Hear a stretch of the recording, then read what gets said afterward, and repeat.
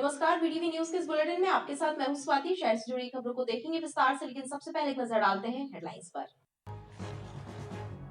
अल्पप्रवास पर डुमना विमानतल पहुंचे प्रदेश के मुखिया शिवराज सिंह चौहान। जनप्रतिनिधियों और प्रशासनिक अधिकारियों ने की अगवानी। और भास्कर कॉर्पोरेट कप स्पर्धा के 5वें दिन हुए 4 मैच में pharma medical combined, pharma boys, Narmada gelatin और स्टार ऑटोमोबाइल की टीमों ने जीत हासिल कर बनाई अंतिम 8वीं जगह।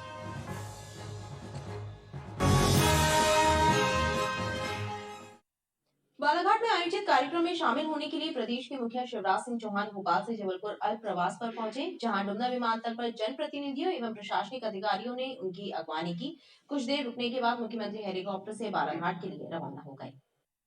भोपाल से बालाघाट जाने के लिए मुख्यमंत्री अल्प प्रवास पर डुमना विमानतल पहुंचे और इस दौरान एयरपोर्ट पर राज्यसभा सांसद सुमित्रा वाल्मीकि, विधायक अशोक रोहानी, नगर अध्यक्ष प्रभात साहू, डॉक्टर अश्विनी त्रिवेदी, निगम अध्यक्ष रिंकू विज, नेता प्रतिपक्ष कमलेश अग्रवाल, संभागायुक्त पी चंद्रशेखर, डीआईजी आर.एस. परिहार, कलेक्टर सौरभ कुमार सुमन एवं एसपी सिद्धार्थ बहुगुणा के द्वारा सीएम का स्वागत किया गया। मुख्यमंत्री ने सभी से औपचारिक चर्चा की और कुछ देर रुकने के बाद हेलीकॉप्टर से बालाघाट के लिए रवाना हो गई।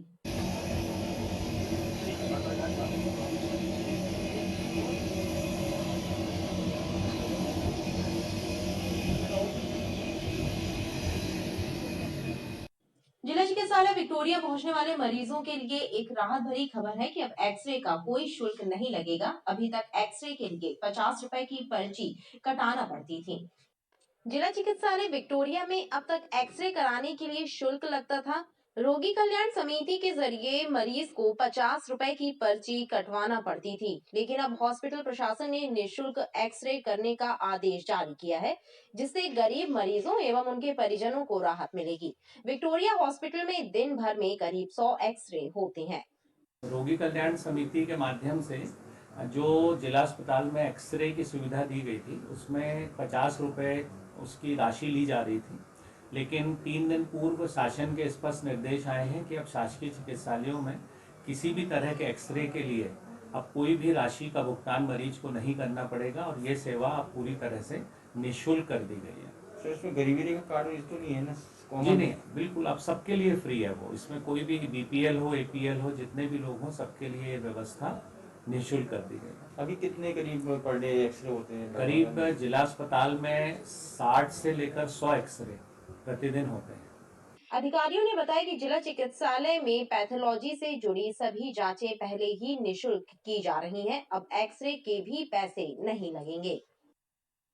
भास्कर कॉर्पोरेट कप क्रिकेट प्रतियोगिता का जादू खेल प्रेमियों के सर चढ़कर बोल रहा है। खिलाड़ियों के उम्दा प्रदर्शन से दर्शकों का रोमांच बढ़ता जा रहा है। स्पर्धा के 5वें दिन 4 मैच खेले गए, जिसमें pharma combined, pharma boys, Narmada gelatin और स्टार ऑटोमोबाइल की टीमों ने विरोधी टीमों को परास्त कर अंतिम 8 में जगह बना ली है। रेलवे स्टेडियम में खेली जा रही भास्कर कॉर्पोरेट कप क्रिकेट स्पर्धा का रोमांच दिनों दिन बढ़ता जा रहा है। स्पर्धा की 5वें दिन 4 मैच खेले गए, जिसमें पहला मैच फार्मा 11 और फार्मा बॉयज के बीच खेला। इस मैच में पहले बल्लेबाजी करने उतरी फार्मा 11 की टीम ने 10 ओवर में 6 विकेट खोकर 62 रन बनाए। वहीं जवाबी पारी खेलने उतरी फार्मा बॉयज की टीम ने 8.2 ओवर में ही निर्धारित रन बनाकर जीत हासिल कर ली।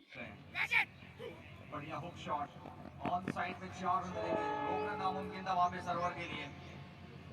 वहीं दूसरा मैच नर्मदा जिलेटिन और पंजाब नेशनल बैंक के बीच खेला गया, जिसमें नर्मदा जिलेटिन की टीम ने 10 ओवर में 3 विकेट के नुकसान पर 73 रन बनाए, जबकि पीएनबी की टीम 45 रन पर ही ऑल आउट हो गई।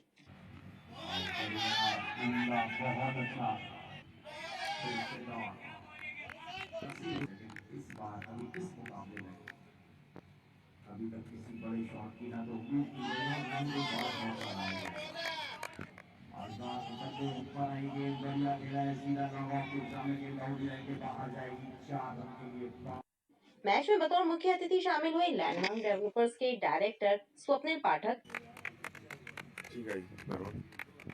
राजू बिल्डर्स के डायरेक्टर दर्शन रावल, एमपीआरडीसी के डिविजनल मैनेजर राजेंद्र सिंह चंदेल और पश्चिम मध्य रेलवे के सीपीआरओ राहुल श्रीवास्तव ने खिलाड़ियों से परिचय प्राप्त किया और दैनिक भास्कर के इस आयोजन की सराहना की।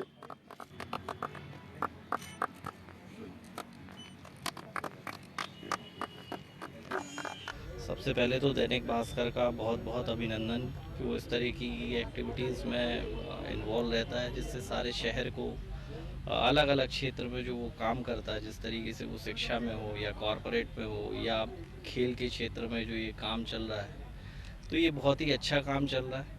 और इससे अलग अलग जो एरिया के लोग हैं जो इकट्ठे होते हैं हमारे इस खेल के माध्यम से, इसमें एक यूनिटी और हमारी एकजुटता का भी एक प्रतीक झलकता है।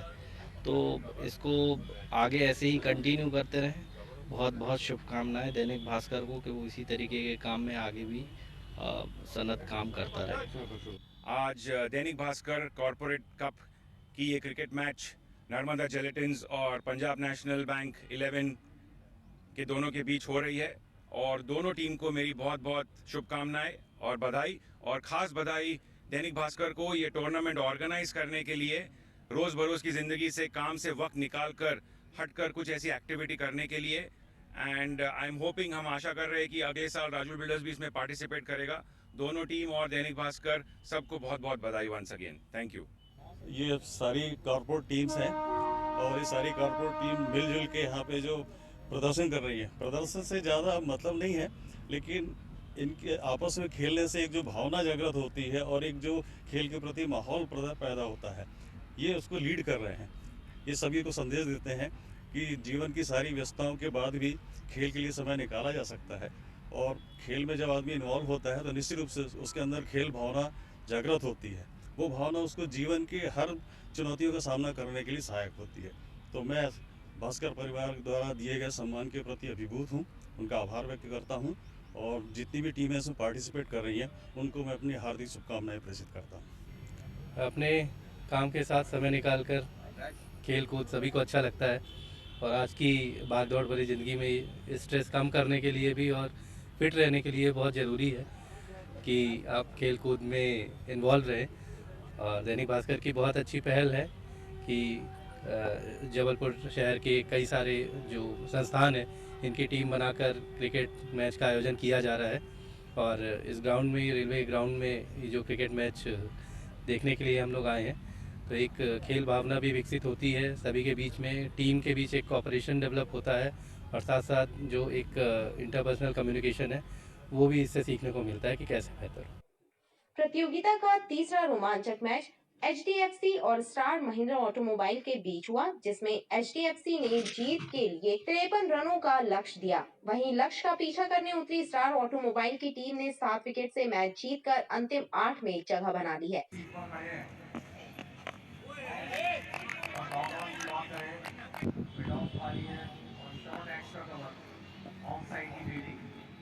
और इस बार पहली शॉट का पहली बाउंड्री ग्राउंड, दो खिलाड़ी नीचा कर रहे हैं और दोनों खिलाड़ी नीचा करेंगे जरूर, लेकिन 4 मिल जाएंगे बल्लेबाज के लिए। इसके बाद चौथा और अंतिम मैच नर्मदा जैक्सन एवं फार्मा कंबाइन मेडिकल की टीमों के बीच हुआ। इस मैच में फार्मा कंबाइन के गेंदबाज अखिल मेहता ने बेहतरीन गेंदबाजी करते हुए 2 ओवर में 4 रन देकर 4 विकेट लिए। इस प्रकार नर्मदा जैक्सन की टीम 44 रन ही बना सकी।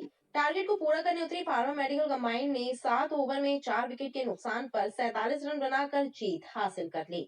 अगर 32 टीमों ने शिरकत की है तो 32 में से ये सबसे बेहतरीन टीमों में शुमार है। इस बीच में हमारे पास समय है दर्शकों को बताने का कि हमारे बीच में इस गेम के बाद में और बाहर से गेंद को आने दिया, बैट से टकराने दिया, बहुत शॉट लगी देते तो बॉल को भी राहुल श्रीवास्तव जी उनके साथ आलोक रजक जी इस मैच को मजा ले रहे हैं। बादल से हदन से पश्चिम मध्य रेलवे जबलपुर का दैनिक भास्कर की टीम की तरफ से उनकी पूरी टीम सौभाग्य है जो हमारे बीच में मैच का मजा ले रहे हैं और तैयार है एक बार फिर। राशन दुकानों में चावल घोटाला हो रहा है, यह आरोप लगाते हुए भारतीय राष्ट्रीय छात्र संगठन एवं युवा कांग्रेस कार्यकर्ताओं ने जांच की मांग की है। कलेक्टर सौरभ कुमार सुमन के नाम सौंपे गए पत्र में आरोप लगाया गया है कि चावल की बार बार खरीदी बिक्री करके सरकार को करोड़ों रुपयों का चूना लगाया जा रहा है। नहीं चलेगी, नहीं चलेगी, नहीं चलेगी। भारतीय राष्ट्रीय छात्र संघ और युवा कांग्रेस कार्यकर्ताओं ने कलेक्टर सौरभ कुमार सुमन के नाम लिखा पत्र एसडीएम सृष्टि प्रजापति को सौंपा है, जिसमें आरोप लगाया गया है कि सार्वजनिक वितरण के तहत राशन दुकानों में वितरित किया जा रहा चावल बेहद घटिया किस्म का है और कुछ राइस मिल संचालकों के साथ साठगांठ करके चावल की बार बार खरीदी बिक्री कराई जा रही है, जिसके कारण सरकार को करोड़ों रुपयों का चूना लग रहा है। चावल जो अनाज राशनों में वितरण किया जाता है उसमें एक बहुत बड़ी धांधली सामने आई है। आज जब आप अपने क्षेत्रों में हम लोग देखते हैं कि चावल खरीदने के बाद जो गरीब व्यक्ति है वो तत्काल पास की दुकान में जाकर अपना चावल 12 रुपए किलो में बेच देता है और कुछ देर बाद वहाँ पे राइस मिल संचालक लोग आते हैं जो वही चावल 17 रुपए में खरीद लेते हैं और थोड़ी देर 2-3 दिन बाद वो चावल जबलपुर के वेयर हाउसों में जमा हो जाता है कि ये दराई करके उन्होंने जमा कर दिया। मतलब शासन के द्वारा गरीबों को राशन में बांटने के लिए किसानों से धान खरीदी जाती है, धान मिलों को दी जाती है दराई करने के लिए और जो अच्छी गुणवत्ता की जो हमारी धान है मध्य प्रदेश की उसे आंध्र प्रदेश और दूसरे प्रदेशों में बेच दिया जाता है यहाँ के मिलों द्वारा और वापस से खराब जो धान है जो चावल यूपी बिहार से लाकर उसे यहाँ पे जमा कर दिया जाता है। इसमें यहाँ के अधिकारी भी संलिप्त हैं। जो मध्य प्रदेश विपणन मर्यादित संघ के जो डीएमओ हैं रोहित सिंह बघेल जी, उनका 5 रुपए प्रति क्विंटल इसमें कमीशन है। आप 5 रुपए प्रति क्विंटल तो कितनी आपकी धान है उसमें कोई भी प्रकार की केमिकल जांच नहीं होगी, वो जाकर जमा कर दिया जाता है।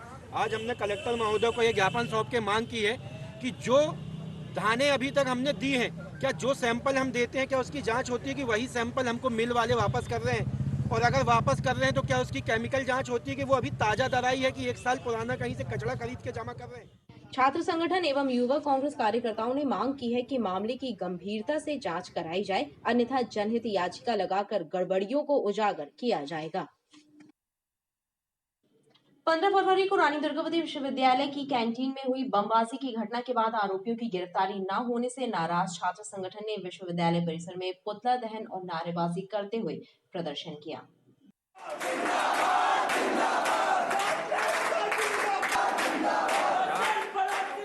रानी दुर्गावती विश्वविद्यालय में नारेबाजी करके विरोध प्रदर्शन करते हुए विश्वविद्यालय छात्र संघ ने पुतला दहन किया। संगठन के सदस्यों का कहना है कि 15 फरवरी को कैंटीन में हुई बमबाजी की घटना के बाद से ही छात्रों में दहशत व्याप्त है और अभी तक आरोपी भी गिरफ्तार नहीं हुए हैं।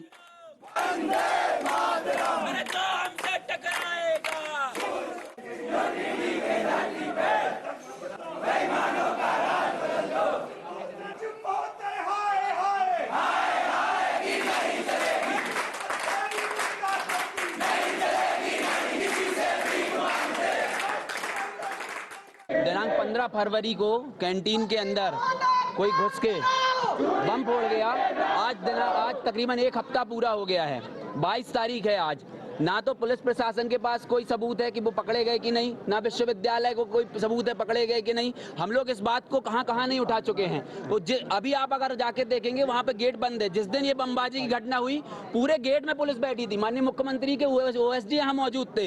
वो लोग यहाँ पे बमबाजी करके सुरक्षित वापस निकल गए और 1 हफ्ते तक अभी ना पुलिस प्रशासन उनको पकड़ पाया है, ना विश्वविद्यालय उनके ऊपर कोई कार्रवाई कर रहा है। इससे क्या साबित होता है? ये साबित होता है कि ना तो विश्वविद्यालय चाहता है कि ये लोग पकड़े जाएं, ना पुलिस प्रशासन चाहता है ये पर लोग पकड़े जाएं। जो भी आएगी जितने भी उसका एक आदेश मिला है कि में आएगा सबके हम ID कंपल्सर करा और जितने नवीन सबके भी ID बनवा रहे हैं। छात्र संघ ने विश्वविद्यालय की सुरक्षा को लेकर पुख्ता इंतजाम किए जाने की मांग की है।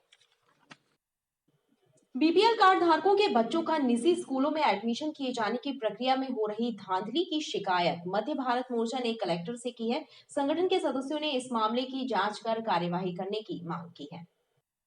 मध्य भारत मोर्चा के सदस्यों ने कलेक्टर से मुलाकात कर कुछ निजी स्कूलों में बीपीएल कार्ड धारकों के बच्चों के प्रवेश में की जा रही धांधली की शिकायत की है। उनका कहना है कि कुछ निजी स्कूलों में 3 वर्ष से कम उम्र के बच्चों का एडमिशन किया जा रहा है और 3 वर्ष की आयु पूर्ण करने के बाद उस बच्चे को उसी क्लास में दोबारा पढ़ने के लिए बाध्य किया जा रहा है। देखिए, बहुत ही गंभीर विषय है, घर घर से जुड़ा हुआ है, क्योंकि हर घर में बच्चे हैं, छात्र हैं, पढ़ने वाले, और अभिभावक जो है महीने की मेहनत से कमाई करता है, और उसकी जो CBSE बोर्ड ने अभी नियम निकाला है कि 2020 से जो 3 साल की कम उम्र का बच्चा है उसे नर्सरी में पढ़ने नहीं दिया जाएगा और 6 साल 8 साल के जो बच्चे हैं वो फर्स्ट क्लास में पढ़ेंगे। लेकिन अभी स्कूल प्रबंधक द्वारा 2.5 साल पौने 3 साल के जो बच्चे थे उनका एडमिशन ले लिया गया, उनको सूचित नहीं किया गया, ना ही स्कूल के बाहर कोई सूचना टांगी कि 3 साल से कम उम्र का बच्चा नर्सरी नहीं पढ़ पाएगा। और अब जो ये 23-24 में जो नियम लागू हुआ है तो स्कूल प्रबंधक अभिभावकों पे दबाव डाल रहा है कि आप अपने बच्चे को रिपीट करें, क्लास रिपीट कराएं, क्योंकि वो अभी योग्य नहीं हुआ, उसकी उम्र कम है। इसको लेकर आज हम कलेक्टर साहब के पास आए थे। हमने न्याय की गुहार करी है कि सर, अभिभावक है, मेहनत से कमाते हैं, वो कैसे अपना सब काट के बच्चे की फीस पढ़ रहे हैं, भर रहे हैं, तो उनकी पैसा भी व्यर्थ ना जाए और जो बच्चे हैं उनका भविष्य भी वो ना हो 1 साल, क्योंकि वो पीछे हो जाएंगे, फिर उनके मानसिक जो असर पड़ेगा। इन सबको लेकर आज हम आए थे। हमने कलेक्टर साहब से मुलाकात की और अपनी मांग रखी है और हमने साथ में ये भी बोला है कि कई स्कूल जो है वो BPL कार्ड धारक को एडमिशन नहीं दे रहे, जबकि उसमें कोटा है, उनका एक कोटा है, हर स्कूल में रहता है। उसके बावजूद भी कई प्राइवेट स्कूल अपनी मनमानी कर रहे हैं। वो वाली मांग भी हमने कलेक्टर साहब के समक्ष रखी है। इस मामले की जांच करने का कलेक्टर ने आश्वासन दिया है। मनमोहन नगर के पास भोला नगर बस्ती की सरकारी जमीन से हटाए जा रहे गरीब परिवारों ने पुनर्वास कराने की मांग जिला प्रशासन से की है। गरीब बस्ती में रहने वालों का कहना है कि सरकारी जमीन को खाली कराने का फरमान जारी किया गया है, लेकिन जिनके घर उजड़ना है उनकी चिंता किसी को नहीं। मनमोहन नगर के पास स्थित भोला नगर की सरकारी जमीन महिला बाल विकास को आवंटित की गई है, जिस पर सरकारी कार्यालय बनना है। लिहाजा जमीन पर बनी झुग्गी झोपड़ियों को हटाए जाने का फरमान जारी हुआ है।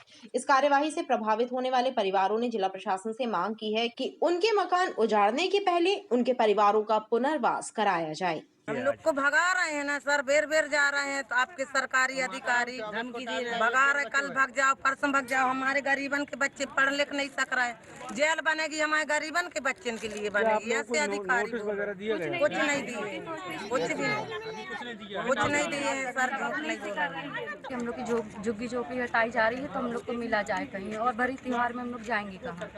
हम लोग का यही कहना, बाकी कुछ नहीं। कब से काबिज हैं आप लोग वहाँ पे? ये हम लोग को 10-12 साल हो गया, 12 साल हो गए यहाँ हम लोग को रहते हुए। कितने लोग हैं बस्ती के कुल मिला के? 150-200 टपरिया है। कहाँ पे है ये टपरिया? ये अपना मनमोहन नगर सरकारी विक्टोरिया में नीचे है। आज आप लोग क्या चाहते हैं? हम लोग ये चाहते हैं कि हम लोग के लिए रहने के लिए छाया चाहिए सरकार से, और कुछ नहीं। सरकार ने जैसे बोला था कि गरीब जनता जहाँ है तो वहीं रहेगी, तो वही हम लोग भी अटल हैं कि हम लोग को भी वहीं रहना है। कहना है कि मेरे छोटे छोटे बच्चे हैं और वहाँ बस्ती में बहुत छोटे छोटे बच्चे सब पढ़ लिख रहे हैं, वहाँ तोड़वा के हम लोग को भगाया जा रहा था। हमारा ये कहना है कि हमको कहीं स्थायी जगह दे दो कि जहाँ हमारे बच्चे पढ़ सकते हैं, हम लोग वहाँ रह सकते हैं, हमारा सर के ऊपर छाए रहे और हमारी रोजी रोटी है। जब कितने वर्षों से रह रहे हैं आप? हम लोग को बहुत कम से कम 12-13 साल होगा, मेरे 15 साल की लड़की हो गई। आज हम लोग ने तहसीलदार महोदय को ज्ञापन सौंपा है कि भोले नगर बस्ती में जो लगभग 25 वर्षों से गरीब झोपड़ी बस्ती में गरीब लोग रहते हैं, झुग्गी झोपड़ी, आज शायद जानकारी प्राप्त हुई, हम लोगों को कल प्राप्त हुई थी जानकारी कि